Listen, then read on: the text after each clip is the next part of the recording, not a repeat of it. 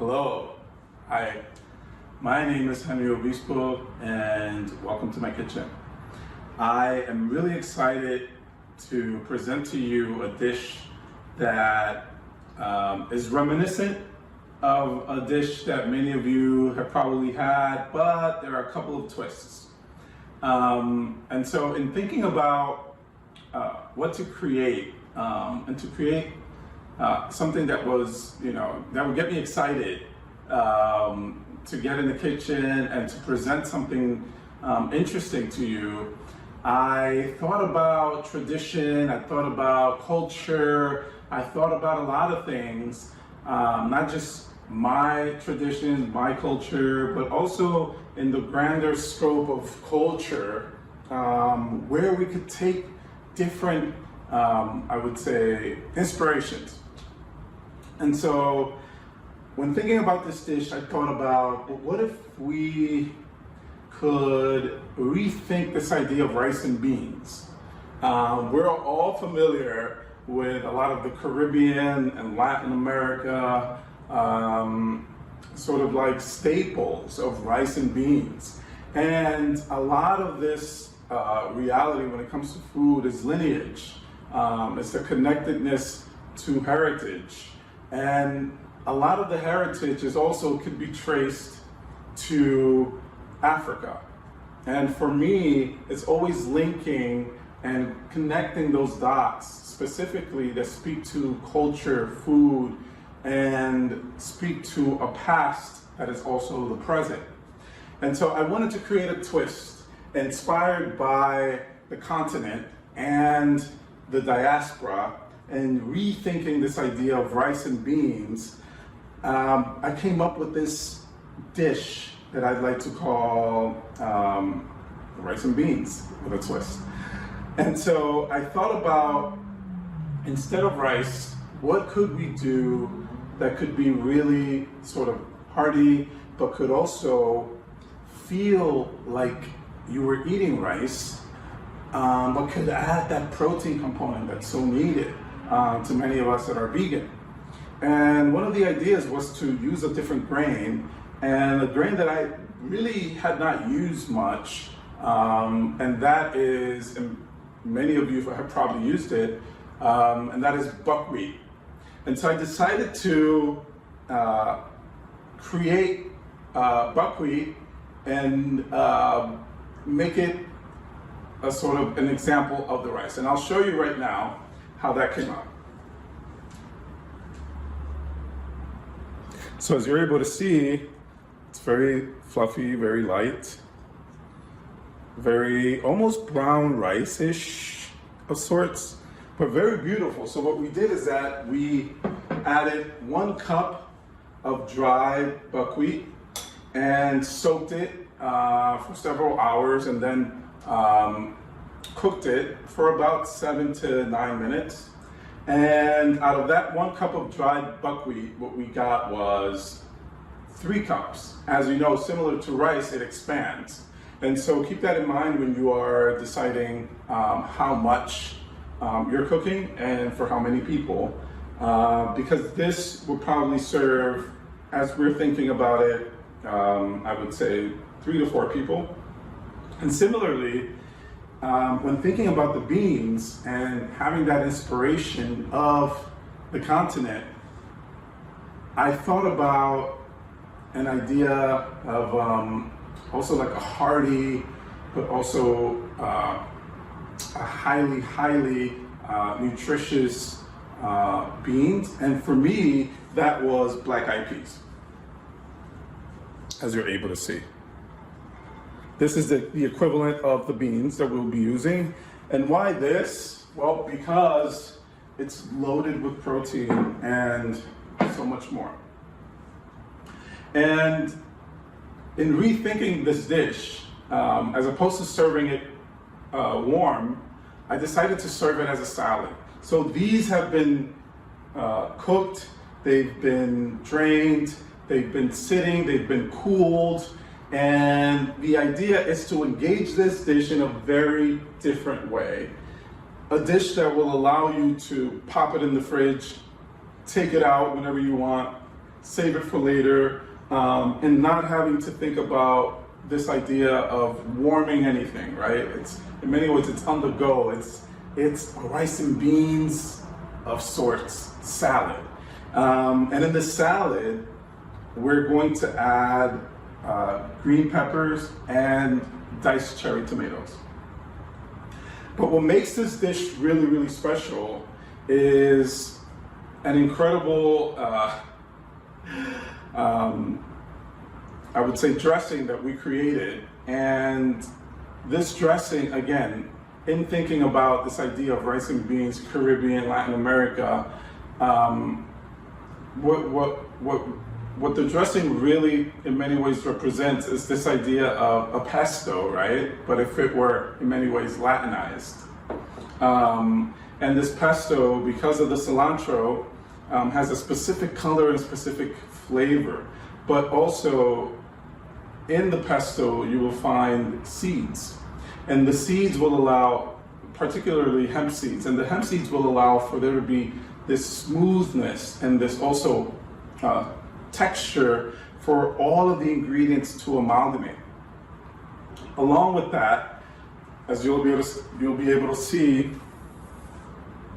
this beautiful green color, amazing. We added some lemon, as well as a little bit of salt and a little bit of pepper. And the beauty of this is that we'll be able to really mature these flavors and bring them together in a really powerful way. So why don't we start with our buckwheat and put our buckwheat, I would say put it all, since we're making everything.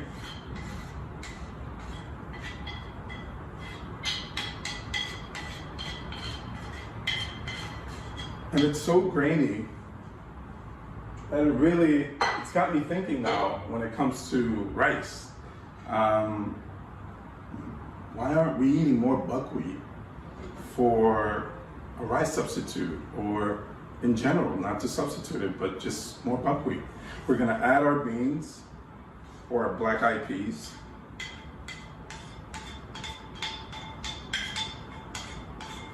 And the dish is looking really familiar in that way, in terms of like textures, and this is a dish that looks like something that we will all eat. I will add to this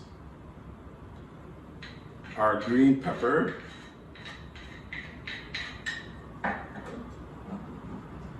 and our tomatoes.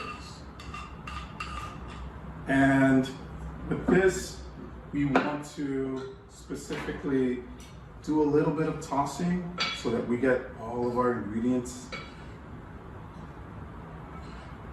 to sort of play together.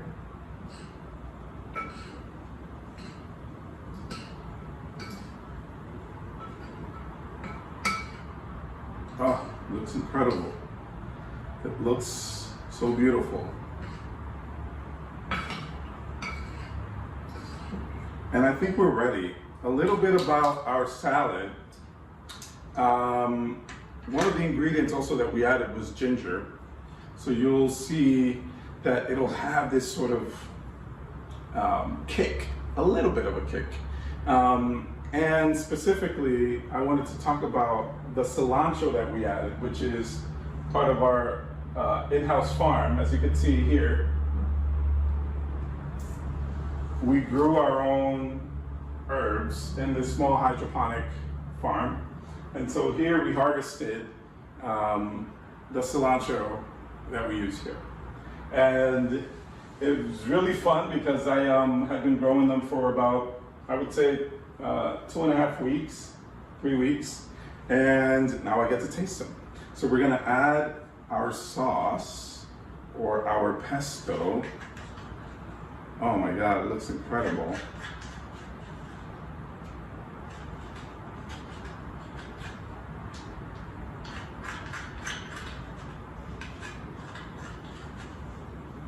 And now we're going to mix.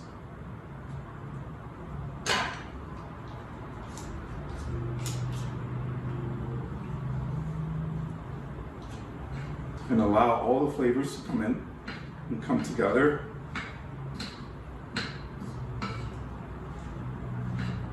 And this amazing green color with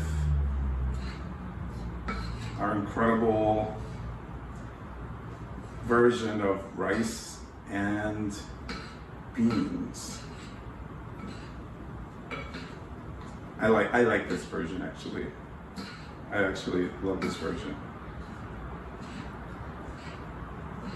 And the salad, if you also have it overnight and keep it in the fridge, it will be really even more tasty than the first day or the immediate day that you make it. And there we are. That is our salad. I do want to share that we don't use regular salt, even though to flavor. We use specifically black salt, which is not, it's more of a seasoning, and it's not necessarily considered like a sea salt or a Himalayan salt. And the reason why we use it is because it adds more flavor and therefore it's considered more of a seasoning, but also because it's considered not to stay so much in your body like other salts, and also considered to be more healthy. So I'll show you the end result of our beautiful rice and beans. Here you are.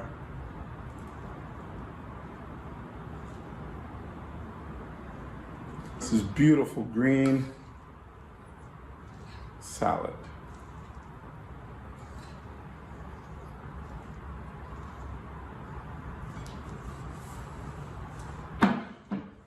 Thank you for your time, and I hope you enjoy it. I hope you make it at home, and let me know how you like it. Thanks.